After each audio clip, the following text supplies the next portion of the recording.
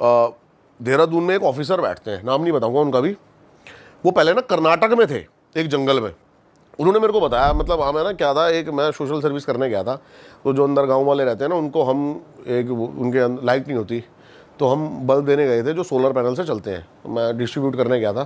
तो उन्होंने भाई मेरे को बताया कि मैंने तुम्हारी वीडियोस देखी, तुम इन्वेस्टिगेट करते हो भूतों के यहाँ, ये वो।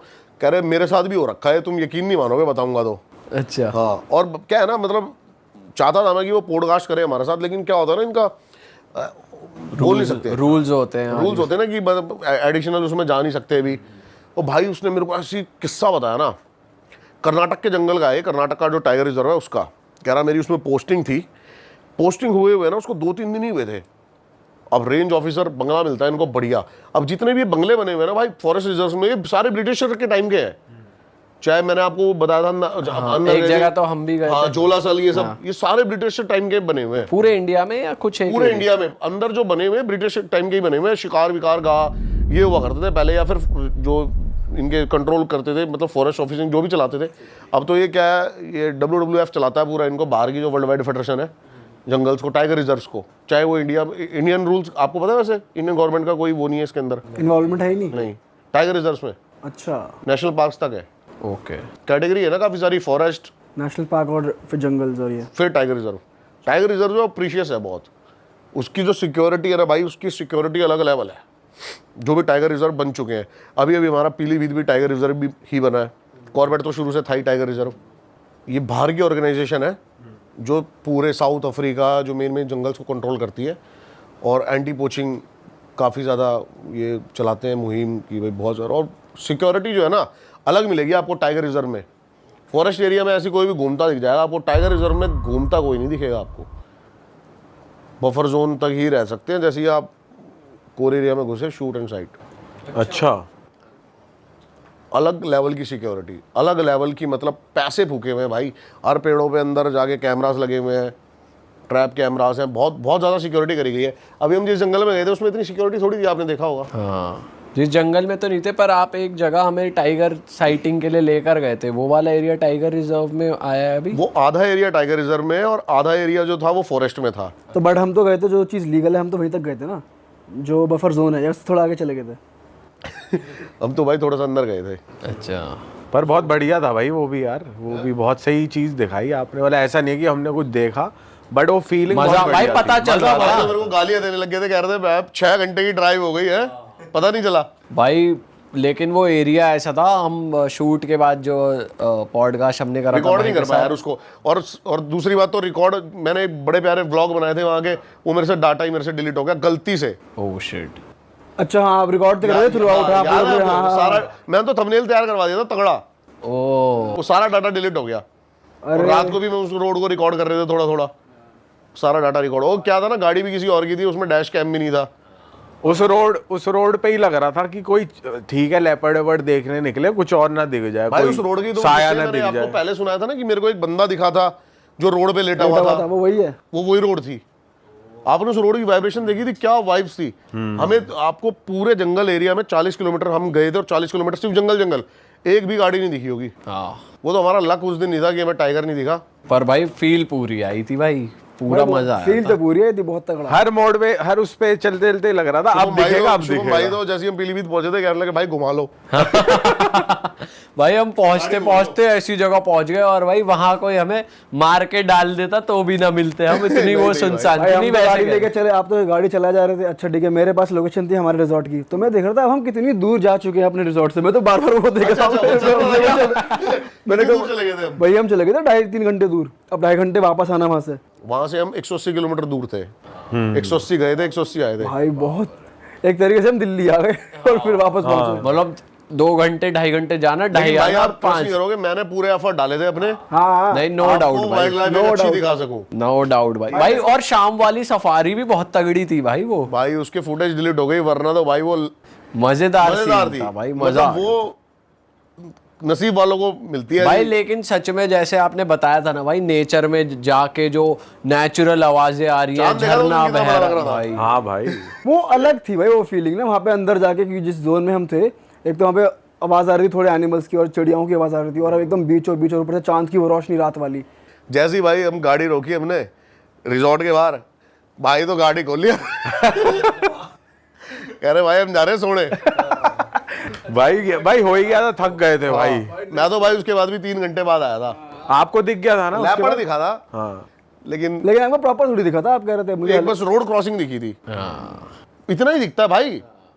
आपको लेपर्ड ऐसे थोड़ी दिखेगा, आपको ऐसे बैठा है आजा भाई, हाँ सही बात है। क्रॉसिंग ही दिखेगी एकदम से ही, इतने चटक होते हैं। तो भाई उस पे आते हैं दोबारा, फॉरेस्ट वाले पे। अब क्या हुआ भाई, बंदा मेरे को कहता मेरा कर्नाटक में हुआ, दूसरा तीसरा दिन था, और मेरे को ना मेरे रूम्स में ना अलग अलग चीज़ें फील होने लगी, जैसे कि हवा चल नहीं रही, खिड़की बंद है लेकिन पर्दे हिल रहे हैं, बाथरूम में बार बार टैप ऑन हो जाना, ये सब चीज़ें फील होने लगी उसको। तो कह रहा है एक दिन है ना हम नाइट पेट्रोलिंग पे निकले। अब नाइट पेट्रोलिंग पे एक मचान थी जहाँ से काफ़ी दूर तक आप देख सकते हो कि कहीं, अब क्या होता है ना अंदर अगर एंटी पोचिंग होते हैं ना, उनको कुछ ना कुछ तो चाहिए होता है, मशाल या फिर कोई ऐसे थोड़ी बहुत लाइट, तो ये ऊपर से देख सकते हैं कि कहीं पूरे जंगल में ऐसी रोशनी तो नहीं दिखाई दे रही है। वो जाके खड़ा हुआ, बंदा देख रहा है सारी जगह पेड़ों वेड़ों पे इधर उधर कि कोई हलचल है क्या नहीं है, और देख रहा है। उसको आवाज़ आती है एकदम से कि स्टेयर्स पे कोई चल के आ रहा है। मन में आया हुआ असिस्टेंट आ रहा है मेरा पीछे पीछे, तो उसको लगा कि मेरा असिस्टेंट आके खड़ा हो गया, तो बोलता कि यार यहाँ तो कुछ नहीं, चल अगली उस पर चलते हैं। वो देखता है कोई नहीं, कहता अभी तो आवाज़ आई थी, तो मन का बहम होगा, आगे नीचे बैठ गया।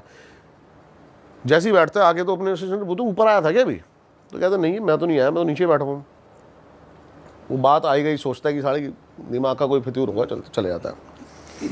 वो भाई जिस रात पेट्रोलिंग हुई ना, उसी रात जाके वो जैसे अपने वहाँ पे बैठता है, वो देखता है कि एक अंदर ब्रिटिश ऑफिसर बैठा हुआ है उसके कमरे में।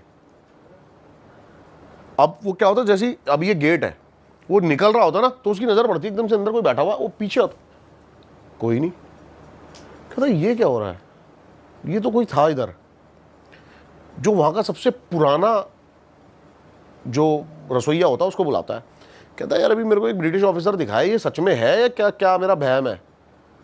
वो कहता सर ब्रिटिश ऑफिसर आपको दिखा है, तो वो उसको बताता है कि ब्रिटिश ऑफिसर का सर भूत रहता है यहाँ पे। अच्छा। वो कहता है क्या ये फालतू की बातें, हो सकता है मेरा कोई वहम हो, ऐसी कुछ हो। अब भाई उसको है ना ये चीज़ें और ज़्यादा फील होने लग गई, रोज़ टैप ऑन हो जाना, ये ऑन हो जाना। अब उसका रसोइया जो है, अब जैसे जैसे वो ब्रिटिश ऑफिसर उसको दिखता रहता है ना, उसका रसोइया वहाँ से चला जाता है, छोड़ के। बंदा मेरे को कहता है कि भाई आप ट्रस्ट नहीं करोगे कि एक टाइम ऐसा आ गया कि वो मेरे से आगे कॉन्वर्सेशन करने लगा, और मैं 6 महीने वहाँ पर रहा उस पैलेस में, और रोज़ मैं उसके साथ ही रहता था, उसकी इंस्ट्रक्शन फॉलो करता था भूत की।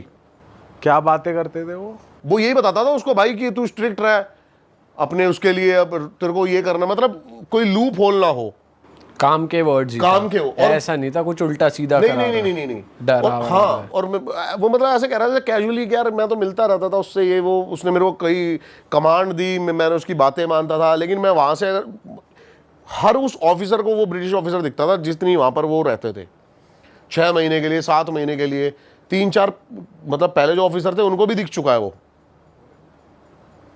ये सारी चीज़ें थी। और वो हार्म नहीं करता था किसी तरीके से वो सिर्फ उसको आम करता था जो अपनी ड्यूटी, भाई मतलब परेशान क्या मतलब उसको करता था, उसको मतलब छेड़ता था ताकि वो अपनी ड्यूटी करे, डराता था, जो अपनी ड्यूटी ईमानदारी से करता था। तो मैंने कहा ये मतलब वो मेरे को ऐसे बता रहा है जैसे कि उसका दोस्त यार था। तो आपने उससे पूछा नहीं कि कुछ कोई हिस्ट्री रही हो कि वो वहीं पे ही इतनी उसको भी नहीं पता थी डिटेल यार। अच्छा।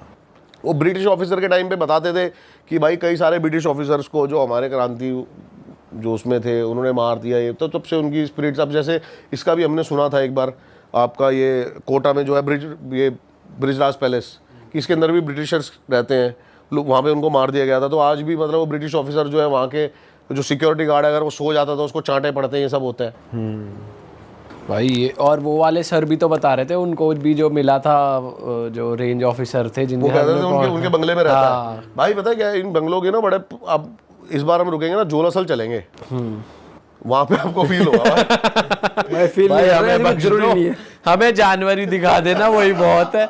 इन चीजों से वैसे भी दूर रहना चाहिए। और आपने तो भाई खुद ही ट्राई करके देख लिया और भाई छोड़ सफारी दिया। में भी जा रहे थे ना, तो मेरे से पहले भाई सेफ तो है ना भाई, रात को जा रहे हैं हम, ठीक तो है ना भाई। ओ भाई यार, हम तो भाई चाहेंगे दीप भाई आप ज्यादा से ज्यादा घूमते रहो सही है, और हमारे लिए नई नई चीजें लेकर आते रहो, लेकिन अब भाई खुद ऐसी साधना मत कर लेना एक्सप्लोर करने के मैं चक्कर तो ये में। बोलूंगा कि भाई और भी बंदे कोई ऐसी चीजें ट्राई मत करना।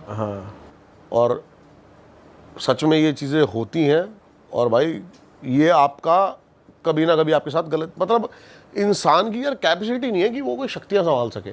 शक्तियां संभालने वाले लोग ही अलग होते हैं, वो फिर पारिवारिक नहीं होते। मेन ये चीज है भाई, जो लोग कर रहे हैं वो भी तो फुल रूल्स एंड रेगुलेशन के साथ कर रहे हैं, कर पा रहे हैं। वो परिवार को फिर सब कुछ त्याग छोड़ के कर, बैठे हैं। आप फैमिली में रहते हुए, ग्रस्त जीवन में रहते हुए आप ये सब चीजें नहीं कर सकते, वो कल को आपके परिवार के ऊपर पड़ जाएगी उल्टी। तो अब तो उसकी एज भी काफ़ी हो चुकी है इस लड़के की, लेकिन 2000 में जिस घर में वो रहा करते थे, उस घर में कोठी थी, मतलब अच्छा परिवार था, 2 भाई थे, उनके मम्मी पापा थे, सारे रहा करते थे घर के अंदर। तो सब कुछ अच्छा चल रहा था उनकी लाइफ में। उसके पापा किसी ज़माने में फैक्ट्री में जॉब करते थे, लेकिन फिर उनका कुछ ऐसा इतना अच्छा काम चला उनका कि एक पॉइंट के बाद उनकी अपनी खुद की भी 2-3 फैक्ट्रीज हो गई थी, सब कुछ उनका बढ़िया चल रहा था। और उस घर में, जिस घर में उनके साथ ये सब इवेंट्स हुए थे, उस घर में रहते हुए भी उनको 10-12 साल हो चुके थे और सब कुछ बढ़िया चल रहा था उनका। फिर क्या हुआ, 2000 के आसपास में उस लड़के का जो बड़ा भाई था ना, उसकी शादी की एज हो गई थी। तो उसके पापा ने बोला कि भाई अब लड़के की एज तो हो ही रही है और सब कुछ अच्छा चल रहा है घर पे, तो इसके लिए एक लड़की ढूंढ ली जाए। तो उसकी शादी करवाने के लिए रिश्ता वो ढूंढने लग गए। इन्हीं दिनों फिर उसके पापा ने अपनी फैमिली में ये शेयर किया, ये बताया कि जिन दिनों मैं फैक्ट्री में जॉब करता था ना, तो मेरा एक दोस्त था और वो बहुत अच्छा दोस्त था मेरा, और उसकी भी एक बेटी है जो कि शादी की उम्र की हो रखी है, और मैंने उसकी बेटी को देखा हुआ, बहुत सुंदर लड़की है, और फैमिली का, उसके परिवार का तो हमें पता ही है, बहुत अच्छा परिवार है। तो क्यों ना एक बार वहाँ चलते हैं उनसे मिलने, तुम लोग भी देख लो, अगर सब कुछ ठीक ठाक रहा तो फिर वहीं रिश्ता कर देंगे।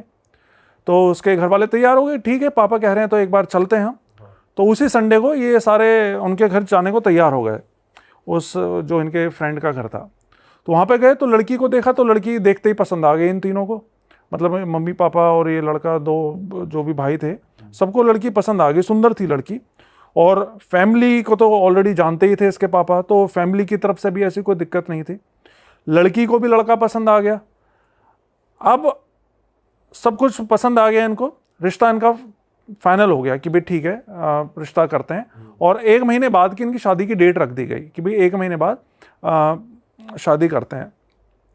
लेकिन यहाँ पे एक नोट करने वाली बात ये है कि जब ये लोग देखने गए थे ना उनको, लड़की वालों को, लड़की को देखने उनके घर पे गए थे, तब तक उनको ये तो पता था कि कोई देखने आ रहा है उनको, लेकिन तब तक ये नहीं पता था कि इनका बैकग्राउंड क्या है, कितने पैसे वाले हैं, कैसे क्या है, ये नहीं पता था। ये बाद में पता चला था उनको जब इन्होंने रिश्ता फाइनल कर लिया था। तो ठीक है, लड़के दोनों ने एक दूसरे को पसंद कर लिया और 1 महीने बाद की शादी की डेट रख ली गई। अब होता क्या है, ये पंजाबी फैमिली थी जिनके साथ में यह हुआ था, पंजाबी हिंदू फैमिली। तो इनके यहाँ पे ये था, नॉर्मली होता ही है कि कोई भी शुभ ऐसा कोई काम होने वाला होता है शादी ब्याह का, तो गांव में पितरों का कोई मंदिर होता था इनका, तो वहाँ पे जाके पूजा करनी होती है इनको। तो उन्होंने बताया कि इनके भी पंजाब में कोई जगह का नाम नहीं बताया, वहाँ पे इनके गांव में इनके पितर का कोई मंदिर था, तो वहाँ पे जाके प्रसाद चढ़ाना, कढ़ाई वढ़ाई करते हैं, हर फैमिली में हर उसमें अलग अलग हिसाब होता है। तो इनका भी था कि वहाँ पे पूजा करके आनी है और उनको कुछ चढ़ा के आना है।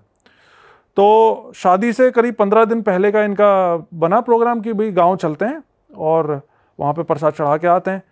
तो ये तीनों ही जाने वाले थे, ये इसकी मम्मी, इसके पापा और वो लड़का जिसकी शादी होने वाले थे। लेकिन बाई चांस की बात है कि जिस दिन इनको जाना था उसे 1 दिन पहले इनकी खुद की फैक्ट्री, तो उसमें कोई काफ़ी अच्छा खासा इनका ऑर्डर आ गया था, तो उसके पापा नहीं जा सके वहाँ पे पंजाब में इनके गाँव में। तो ये तीनों माँ बेटे चले गए अपना कार से वहाँ पे। तो उन्होंने जाके अपना पूजा वूजा की तैयारी करी, लेकिन अगले दिन जिस दिन पूजा होने वाली थी उस दिन सारी तैयार हो चुकी थी, तो इसके पापा भी काम वाम खत्म करके वहाँ पे पहुँच गए पूजा के टाइम पे। अब वो पहुँच तो गए, लेकिन ये लड़का बताता कि जब पापा वहाँ पे पहुँचे ना, तो हम ये देख रहे थे कि पापा का चेहरा उतरा सा हुआ है, बड़ा मायूस से हो रखे हैं वो। जबकि इतनी खुशी का माहौल था, मतलब रिश्तेदार वगैरह सब आ रखे थे, सब खुश थे कि लड़के की शादी होने वाली है, और फैमिली का पहला बच्चा था, वो इनका पहला लड़का था जिसकी शादी होने वाली थी। तो नेचुरल सी बात है, बड़ी धूमधाम से करते हैं ऐसे तो इन्होंने फिर, लेकिन उस टाइम पे ज़्यादा कुछ नहीं पूछा, इन्होंने पूजा वूजा करी। पूजा होने के बाद में फिर उन्होंने पापा से पूछा कि क्या हुआ पापा, कोई परेशानी है क्या, कुछ बात हुई, आप ऐसे मतलब मायूस क्यों लग रहे हैं।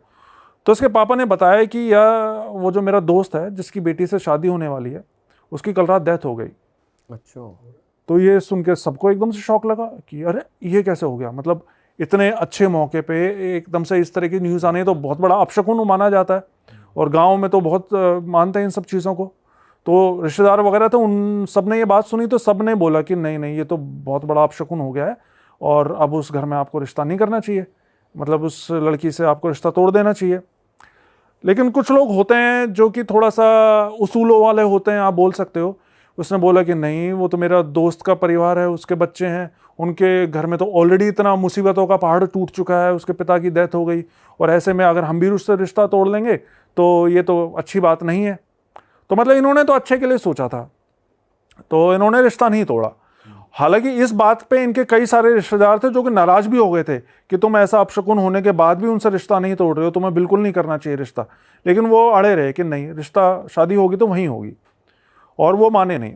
फिर करीब 2 हफ्ते बाद शादी की डेट थी, अपना धूमधाम से शादी हुई इनकी लड़के की, और शादी के बाद वो लड़की इनके घर पे आ गई, जो इसकी भाभी थी, जो इसके पापा के दोस्त की लड़की थी। अब क्या हुआ, शादी के बाद 2-3 महीने तक तो सब कुछ ठीक रहा, मतलब वो घर जिसमें ये पिछले 10-12 सालों से रह रहे थे, जिसमें खूब इनकी बरकत हुई थी, उस घर में खूब खुशी से रह रहे थे, कोई उसमें पैरानॉर्मल चीज़ें कुछ भी नहीं थी। शादी के 2 महीने बाद से ही ना इनको उस घर में एक अलग ही वाइब आने लग गई। जैसे होता क्या है ना, मतलब जिस घर में हम रहते आ रहे हैं शुरू से, वहाँ पे जरा सा भी कुछ भी चेंज होता है ना वाइब में, तो हमें फील हो जाता है वो। तो ये बताता है कि हमें वहाँ पे डर लगने लग गया था 2 महीने बाद से, जैसे कि कुछ बहुत गलत हो रहा है, कुछ गड़बड़ होने वाला है। अपने ही घर में डर रहे, अपने घर में उनको डर लगने लग गया। लेकिन ये समझ में नहीं आ रहा था कि ये सब हो क्यों रहा है, क्या ऐसा क्या हो रहा है, मतलब ऐसा अभी तो शादी हुई है, सब कुछ ठीक ठाक चल रहा है, ऐसा क्यों हो रहा है, ये समझ में नहीं आ रहा था। और जो लड़की के फादर की डेथ हुई वो नेचुरली हुई, वो भी पता लगेगा आगे। अच्छा, वो भी आगे पता लगेगा। तो अब इनको ये तो पता चल रहा था कि कुछ ना कुछ गड़बड़ चल रही है, नेगेटिविटी आ रही है घर में, लेकिन अभी तक भी इतना ज़्यादा ध्यान नहीं दे रहा था कि क्यों हो रहा है, कौन क्या कर रहा है, ये सब चीज़ें अभी क्लियर नहीं हुई थी। लेकिन फिर क्या हुआ, एक दिन सुबह सुबह इसके पापा, सबसे जल्दी इसके पापा ही उठते थे, सुबह मॉर्निंग वॉक वगैरह के लिए जाते होंगे। तो सुबह सुबह इसके पापा उठे तो बाहर गेट खोला ना उन्होंने कोठी का, गेट से निकले तो देखा कि इनके जस्ट गेट के सामने एक बकरे का कटा हुआ सर रखा हुआ है, हाँ, और उसके साथ में एक धागा रखा हुआ है, काले रंग का धागा लंबा सा। अब इसके पापा ने एकदम से ये देखा कि अरे ये कहाँ से ऐसी चीज़ आ गई, तो कोई भी नेचुरल से सकपक आ जाएगा एक बार के लिए। तो उसने भी जल्दी से घर के सब लोगों को उठाया, इन्होंने देखा कि ये उन्होंने देखा यार ये क्या चीज़, मतलब ये हरकत किसने कर दी है। तो इन्होंने सोचा कि हो सकता है किसी शायद आस पड़ोस के किसी ने शरारत करी हो हमें परेशान करने के लिए। तो इसके पापा ने एक पन्नी ली, उसके अंदर वो सारी चीज़ें डाली, और थोड़ा सा दूर जहाँ पे कूड़े का ढेर होता होगा, मतलब आसपास का कूड़ा जहाँ इकट्ठा होता था, वहाँ जाके उसको फेंक दिया। उसके बाद घर आ गए। उसके बाद वो दिन तो इनका नॉर्मल गुजर गया। लेकिन फिर क्या हुआ, उसी रात से ही ये जब भी सोते हैं ना, तो इनको किसी औरत के रोने की आवाज़ आती है अपने घर के अंदर से। मतलब ये पता होता था कि घर के अंदर से, काफ़ी बड़ा घर था इनका, कोठी थी अच्छी खासी, तो ये पता था कि घर के अंदर से रोने की आवाज़ आ रही है, लेकिन कौन से कमरे से आ रही है, कहाँ से आ रही है, ये पता नहीं चलता था। और सभी को एक साथ आती थी या एक एक करके आई सब? नहीं, अब ऐसा ये तो नहीं बताया उसने कि भाई एक एक करके आई, लेकिन रात में आवाज़ सबको सुनती थी, आवाज़ सुनती सबको थी। इनको पता चलता था कि इनके घर में कोई औरत रो रही है। और ये जो हस्बैंड वाइफ जो नई वो आई थी, उसका बिहेवियर नॉर्मल था बिल्कुल? अभी तक बिल्कुल नॉर्मल था, मतलब अच्छी फैमिली टाइप में रह रहे थे वो, पति पत्नी का आपस में हाँ, सही था, बिल्कुल सही था, उनमें कोई प्रॉब्लम नहीं आई थी। तो रात में ये सब चीज़ें होने लग गई। तो 3-4 दिन तक तो इन्होंने इग्नोर किया कि भाई शायद हो सकता है बाहर से आ रही है आवाज़ें। लेकिन जब 3-4 दिन तक हर रात में इनके घर में रोने की आवाज़ें आती रही, तो इसके पापा का एक कोई फ्रेंड हुआ करता जो कि अच्छा खासा तांत्रिक, बताते हैं काफ़ी अच्छा तांत्रिक था, वो बड़ा तांत्रिक था। तो फिर एक दिन इसके पापा ने उसमें उस फ्रेंड को बताया कि भाई हमारे घर में पिछले कुछ दिनों से ऐसा ऐसा हो रहा है, और जिस दिन हमारे घर के गेट के पे वो सर रखा मिला था उस दिन के बाद से ये सब चीज़ें हो रही हैं। तो उसने बोला कि अच्छा चलो ऐसा करता है, मैं आता हूँ तुम्हारे घर पे और एक बार मैं देखता हूँ कि भाई क्या परेशानी है तुम्हारे घर पे। उससे पहले इन्होंने अपनी वो नहीं देखी घर के बाहर की सराउंडिंग्स की, कहीं बाहर से आ रही हो या क्या आवाज़ है? हाँ। वो तो नॉर्मल चीज़, वो तो उन्होंने हर तरीके से पता लगाने की कोशिश की कि भाई घर के अंदर से आ रही है तो कहाँ से आ रही है, घर के बाहर से तो नहीं आ रही। लेकिन घर के बाहर से नहीं आती थी, वो घर के अंदर से ही आती थी, और घर के अंदर से भी ऐसा लगता है जैसे चारों तरफ से आ रही है। कोई एक पर्टिकुलर उसका ये नहीं था कि भाई इस कोने से कोई आ रही है या उस कोने से आ रही है, ऐसा नहीं था। पूरा घर से ही वो रोने की आवाज़ आती सुनाई देती थी। तो वो इसके पापा के दोस्त आए, वो तांत्रिक, जो कि काफ़ी बड़े तांत्रिक थे। तो उन्होंने आके अपनी क्रिया वगैरह करी। तो उन्होंने फिर इनको बताया कि तुम्हारे घर पे ना एक पिशाच को छोड़ा गया है, और इस पिशाच को सिर्फ तुम्हारी, मतलब ये जो लड़का था, इसकी मम्मी को मारने के लिए छोड़ा गया है। तो इसके पापा ने पूछा कि भाई मतलब मेरी वाइफ को मारने के लिए छोड़ा गया है, लेकिन ऐसा क्यों? हमने तो कभी किसी का कोई बुरा नहीं किया, और ना मेरी किसी से कोई दुश्मनी है, हमारा तो किसी से कोई लेना देना ही नहीं है, और रिश्तेदारी में भी हमारे सब अच्छे लोग हैं, तो हमारे साथ कोई ऐसा क्यों करेगा? तो उसने बोला कि इसका तो मैं अभी जवाब नहीं दे सकता हूँ, अभी पहले मेरे को क्रिया करके इसको वापस भेजने दो पिशाच को, इसके बाद मैं 2-4 दिन बाद तुम्हें बताऊंगा कि किसका क्या धरा है। तो बोला ठीक है। फिर उसने अपनी क्रिया वगैरह करी, जो भी चीज़ें थी, और उस पिशाच को वापस भेज दिया। और पिशाच को भेजने के लिए कई तरह की चीज़ें भी उन्होंने मांगी थी, मिठाइयाँ, कई तरह की मिठाइयाँ, जो भी नॉर्मल तांत्रिक क्रियाएं होती हैं, उस तरीके से करके उन्होंने पिशाच को वापस भेज दिया। अब क्या हुआ, ये 3-4 दिन बीत गए। इसके बाद से वो रात में जो रोने की आवाज़ आती थी ना, वो आनी बंद हो गई। अब फिर से पहले जैसा सब कुछ नॉर्मल हो गया। लेकिन फिर 3-4 दिन बाद क्या हुआ, फिर से एक सुबह इसके पापा सो के उठे ना, तो इनका जो दरवाज़ा था, जो मेन गेट, वो खोल के जैसे बाहर निकले तो देखा कि सामने फर्श के ऊपर एक हरे रंग का बड़ा सा कपड़ा रखा हुआ है, और उसके ऊपर मांस के लोथड़े से पड़े हुए हैं, और खून के छींटे पड़े हुए हैं वहाँ पे। तो वो देखते ही ये फिर से समझ गए कि भाई ये तो फिर से किसी ने कोई गड़बड़ कर दी है। लेकिन पिछली बार जो ये तांत्रिक दोस्त आए थे ना इनके, उन्होंने इनको ये बोला था कि भाई तुम्हारे घर पे अगर इस तरह की कोई भी चीज़ दोबारा से हो ना, तो इन चीज़ों को छूना मत तुम, ये छूना ठीक नहीं रहता। तो उसने ना छुआ नहीं, बल्कि पीछे वाले गेट से निकल के अपनी कार लेकर अपने उस दोस्त के पास पहुंचे, और उसको जल्दी से लेकर आ गए अपने घर पे। तो वो इनका वही तांत्रिक दोस्त वापस से आया है इनके घर पे, देखा कि भाई वो सब चीज़ें वहाँ पे रखी हुई हैं, तो उसने अपने जो भी क्रिया वगैरह थी, मंत्र वंत्र थे, वो पढ़ने शुरू कर दिए। लेकिन इस बार क्या हुआ, जैसे ही उसने मंत्र पढ़ना शुरू करा ना, उसको खून की उल्टी हो गई वहीं की, अरे भाई साहब, तांत्रिक को। और जबकि वो अच्छा खासा शक्तिशाली तांत्रिक था, उसको खून की उल्टी हो गई, और खून की उल्टी होते के साथ ही वो तो उल्टे पाँव वहीं से भाग गया। उसने कहा कि भाई मैं अभी कुछ नहीं कर सकता हूँ, मेरे को यहाँ से जाना होगा, और वो फिर वहाँ से घर से भाग गया। अब वो चला गया तो वो तो सब चीज़ें वहीं पड़ी थी, मांस के लोथड़े अभी भी घर के सामने पड़े हुए थे। फिर ये बताता है कि इसके पापा ने फिर से एक पन्नी ली, और वो सब चीज़ें उठाई, एक पन्नी में बांध के साथ में जो गंदी नाली थी उसमें फेंक दिया। लेकिन फिर उसी रात को इनके साथ में पता है क्या हुआ, रात में जब ये लोग अपने अपने कमरों में सो रहे थे ना, तो इनको घर के बाहर जो इनका वो तो हॉल था, जहाँ पे इनकी सारी डाइनिंग टेबल कुर्सियाँ रखी हुई थी, इनके सारी की सारी चीज़ें ऐसे उठ के, मतलब ऐसे हवा में उड़ने लगी, जैसे कि उठा के उनको पटक रहा हो बुरी तरह, दीवारों से टकराने लगी, चकनाचूर होने लगी, किचन में जितने बर्तन थे सारे इधर उधर होने लग गए, हवा में उड़ रही है सारी चीजें। मतलब चीज ऐसे जैसे मैं ये जैसे कप रखा हुआ है, इस कप को मैं उठा के दीवार पे फेंक के मारूंगा ना, तो इस तरीके से हो रहा था जैसे कोई उठा के फेंक रहा है चीजों को। तो ये बताता है कि हमें उस वक्त ऐसा लग रहा था जैसे हमारे घर के अंदर पूरी कोई भूतों की भूचाल आ गया हो। हाँ, भूचाल आ गया, भूतों की पूरी फौज घुस गई है हमारे घर में, तो ऐसा लग रहा था हमको।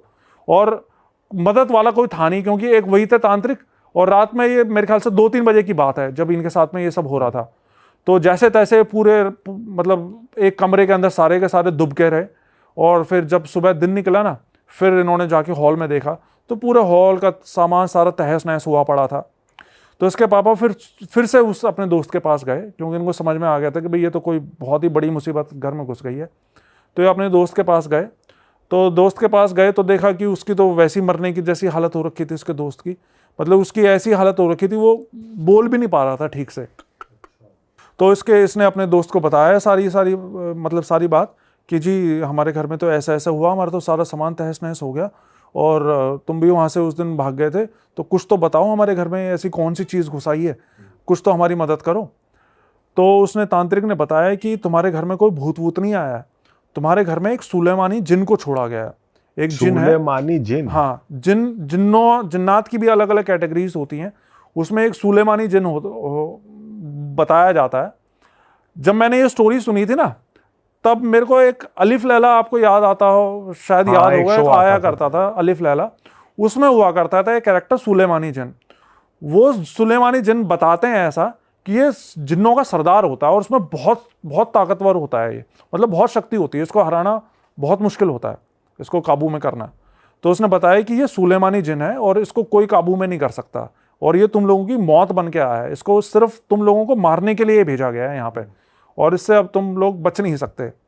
तो उसके पापा ने उसको बोला कि भाई मेरे तो बच्चे हैं साथ में, मेरी तो फैमिली है, अगर तुम ही कुछ ऐसे बोलोगे तो फिर मैं कहाँ जाऊँगा।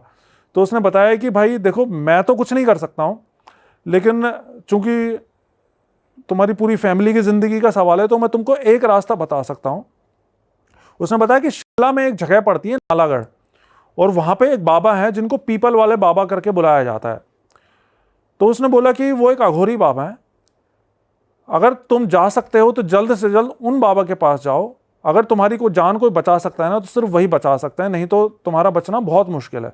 और अगर आने वाली पूर्णिमा या अमावस्या, पता नहीं क्या बताई थी, तब तक ये तुम सबको एक एक करके मार डालेगा, क्योंकि इसको ऐसा नहीं है कि तुम लोगों को परेशान करने के लिए या तुम्हारा बिजनेस चौपट करने के लिए भेजा गया है, इसको सिर्फ तुम लोगों को मारने के लिए ही भेजा गया है। वैसे अभी तक किसी फैमिली मेंबर को कुछ वैसे कुछ नहीं हुआ? नहीं, अब नहीं, अभी फिजिकल हार्म फैमिली में किसी को नहीं हुआ था, लेकिन वो पहले वाला जो पिशाच था उसके लिए उसने बताया था कि माँ को मारने के लिए भेजा है, लेकिन ऐसा अभी तक सेफ थे, मतलब मरे नहीं थे, कोई भी फैमिली में डेथ नहीं हुई थी। तो उसने कहा कि एड्रेस दिया उसका बाबा का, तो ये लोग उसी शाम को फिर वहाँ पे नालागढ़ जाने के लिए निकल गए। मतलब जो इनका बड़ा वाला लड़का था जिसकी शादी हुई थी कुछ दिन पहले, और उसके पापा, ये 2 लोग गए थे, बाकी इसकी मम्मी और छोटा वाला लड़का और इसकी भाभी, वो तीनों घर पे ही थे। तो रात में ही निकल गए, और अब दिल्ली से तो शिमला जाने में काफ़ी कई घंटे लग जाते हैं ना, तो रात में फिर एक जगह ये लोग थोड़ा सा रेस्ट करने के लिए, कुछ खाना वाना खाने के लिए एक ढाबे पे भी रुके थे। और ये बताते हैं कि इस ढाबे पे ये रुके, खाना वाना खाया, लेकिन उसके बाद जब इन्होंने गाड़ी स्टार्ट करी तो इनकी फिर गाड़ी भी स्टार्ट नहीं हो। मतलब इन्होंने, ऐसा नहीं था कि उस गाड़ी में कोई खराबी थी या कोई पुरानी गाड़ी थी, अच्छी भली गाड़ी थी, चलती कंडीशन में थी, बिल्कुल अच्छे से चला के लाए थे, लेकिन वहाँ पे इनकी गाड़ी स्टार्ट होने का नाम नहीं, मतलब 1 घंटा लग गया इनको, हर तरह की कोशिश कर ली लेकिन गाड़ी स्टार्ट नहीं हो रही इनकी। फिर इसके पापा ने किसी तरह अपने गाड़ी के अंदर हनुमान चालीसा वगैरह लगाई, तो इनकी गाड़ी अपने आप स्टार्ट हो गई। और मतलब ये सुनने में थोड़ी सी फिल्मी बात लग सकती है कि मैं हनुमान चालीसा चला, लेकिन ऐसा होता है, ऐसा बहुत सी स्टोरीज में बहुत से व्यूअर्स ने मेरे को बताया कि ये चीज़ें, जैसे इस तरह के कोई भी भूतिया रास्ते होते हैं ना, कोई भी पैरानॉर्मल एंटिटीज़ होती हैं, तो वो इस तरीके से करती हैं, वो आपकी गाड़ी बंद कर देंगी, बाइक बंद कर देंगी, लेकिन फिर आप कुछ अपने किसी देवी देवता को याद करोगे तो एकदम से छोड़ देती हैं वो चीज़ को, वो स्टार्ट हो जाती है। तो जैसे तैसे फिर इनकी गाड़ी स्टार्ट हुई, फिर ये ऊपर, मतलब वो ऊपर की तरफ पड़ता है बताते हैं एरिया, तो ऊपर की पहाड़ों की तरफ जाए। एक तो वैसे मतलब 2000 में तो वहाँ पे इतना अच्छा भाई रोड्स वगैरह नहीं बनी होंगी, तो जैसे तैसे ये पहुँचे ऊपर।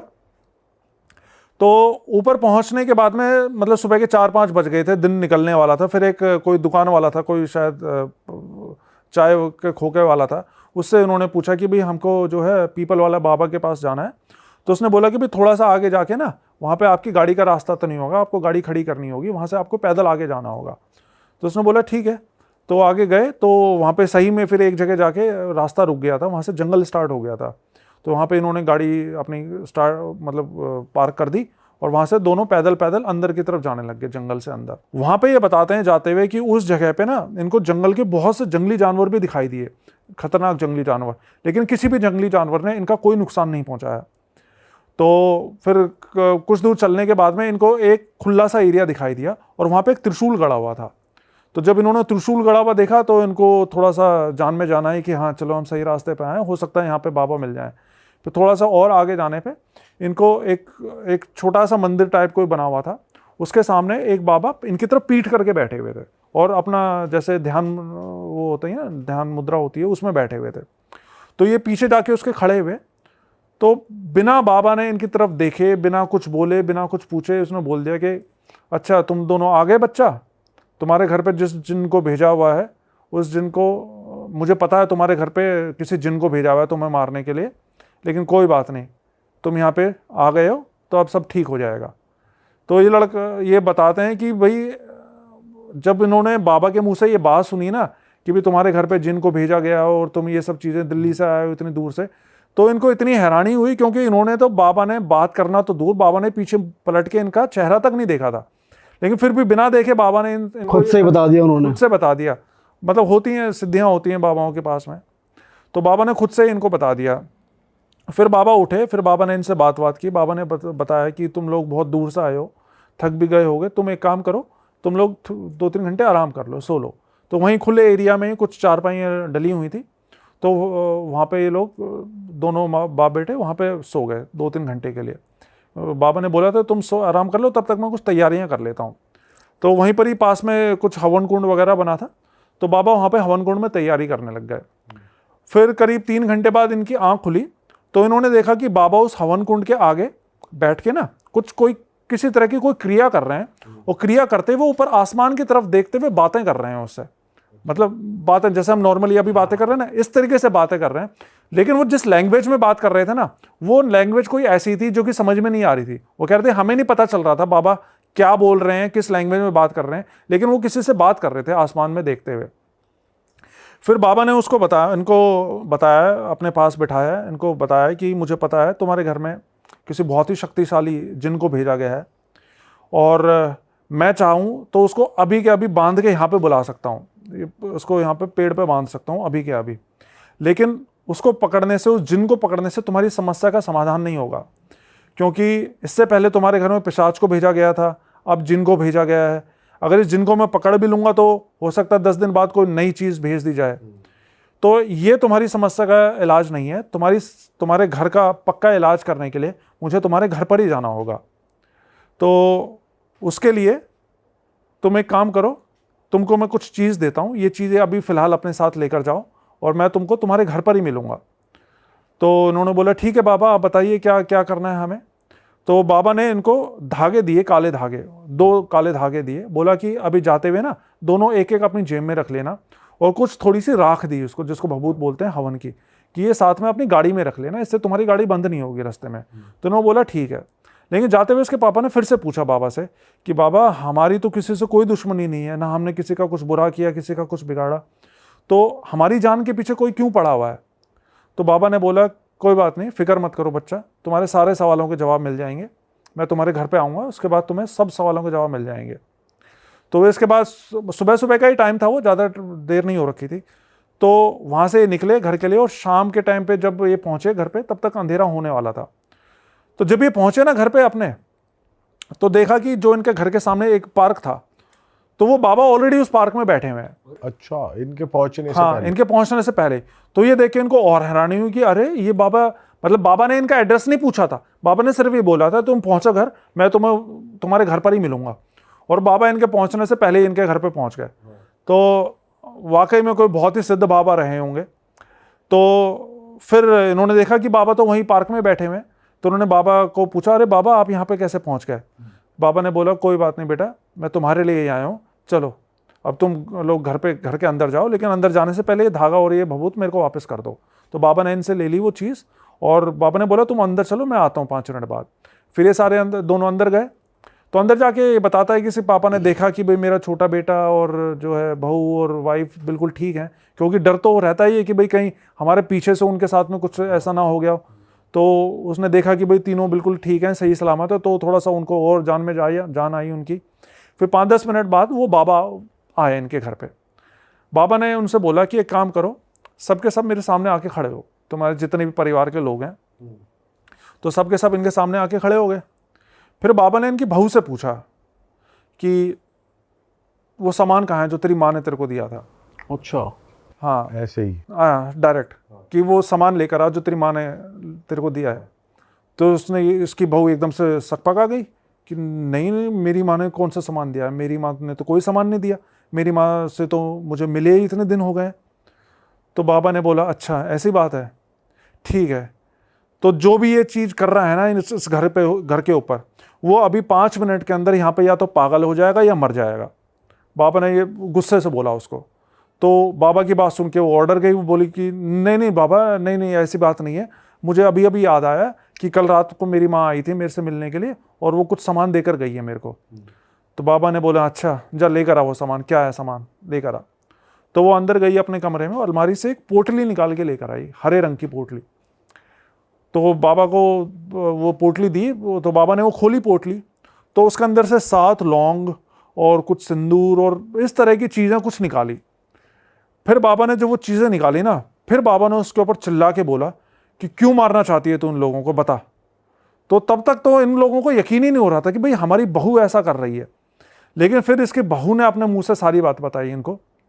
इसकी बहू ने बताया कि मेरी माँ जो है वो तांत्रिक के चक्कर, इन सब बाबाओं के चक्कर लगाती है, बहुत सालों से लगाती आ रही है।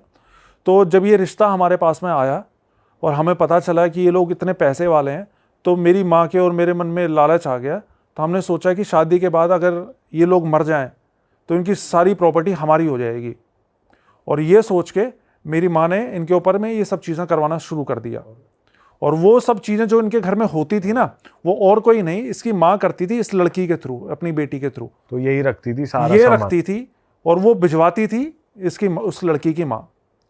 तो और फिर इसके पापा की मौत कैसे हुई थी इस लड़की के, उसका भी ये बात भी खुली। बाबा ने फिर पूछा अब ये बता कि तेरे बाप की मौत कैसे हुई थी, तेरे पिताजी कैसे मरे थे। तो इस लड़की ने बताया कि जब मेरे पिताजी को ये बात पता चली ना कि हम ऐसा ऐसा करना जा रहे हैं, मेरी माँ ऐसा ऐसा करना चाहती है कि भाई शादी के बाद 2-4 महीने में इनको ख़त्म करके इनकी सारी प्रॉपर्टी हथिया लेना, तो मेरे पापा ने इस चीज़ के लिए साफ मना कर दिया था कि नहीं वो मेरा दोस्त है, मैं ऐसा नहीं होने दूंगा, मैं तुम्हारे बारे में उसको बता दूंगा, मैं रिश्ता ही तोड़ दूंगा। तो उस अपने पिता को रास्ते से हटाने के लिए मैंने और मेरी माँ ने मिलकर हमारे पिता की हत्या कर दी, पिता का ही खून कर दिया। तो अपने बाप को भी इस लड़की ने अपनी माँ के साथ मिलकर मारा था। फिर इसके जो बाबा थे, अब सारी तो इनकी पोल पट्टी खुली चुकी थी। और इस लड़की दौरान जो जैसे जिन वगैरह थे उन्होंने कुछ करा नहीं अब तक, जैसे वो जो उस जिन घर छोड़ा में- गया था, हाँ वो जिन छोड़ा गया था इनके ऊपर। हाँ, तो घर में कोई हरकत नहीं हुई, इतने बाबा नहीं, थे एक, वहाँ। एक अभी वो कॉल करेगा हमें, जस्ट मैं जो बताने जा रहा था, वो अभी बाबा उसको बुलाएगा जिन को। अच्छा। हाँ, मतलब ऐसा है ना, कुछ चीज़ों कुछ केसेस में अपने आप चीज़ें सामने आ जाती हैं, कुछ केसेस में उनको सम्मन करना पड़ता है।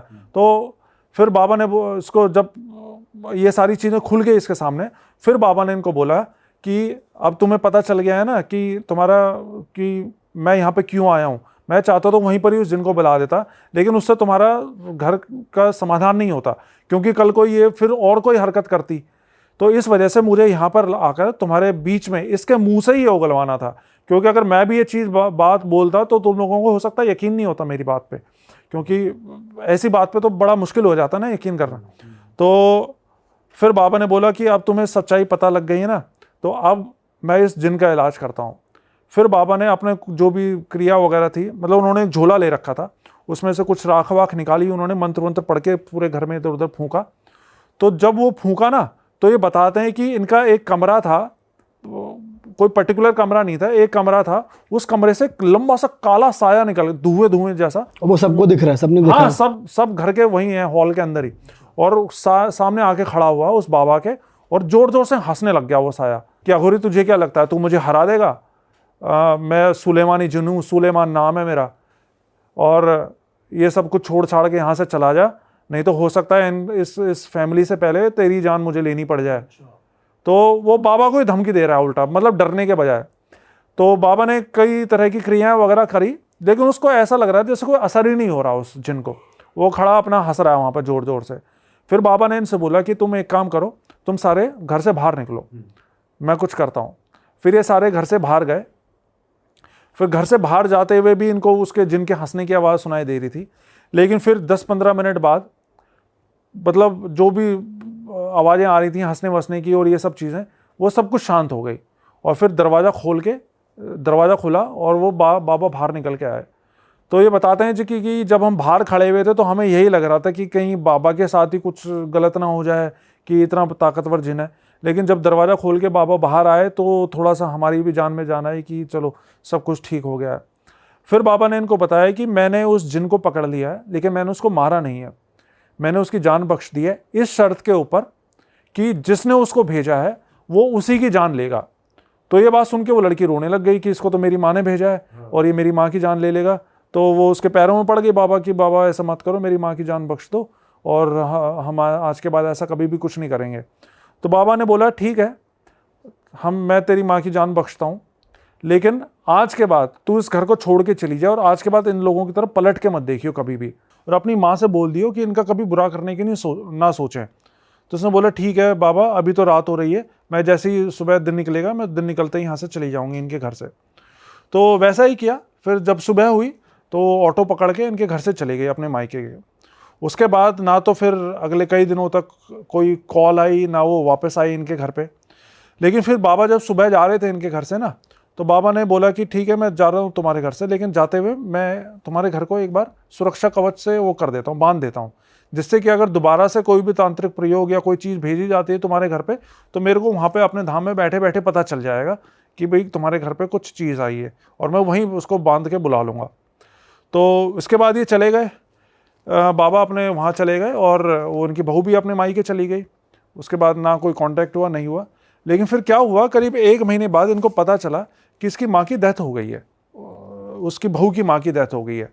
तो जब इनको ये पता चला कि बहू की माँ की डेथ हो गई है, तो ये दोबारा से उस बाबा के पास गए। कोई कांटेक्ट नंबर, फ़ोन नंबर वगैरह तो था नहीं जिससे बात कर सकते।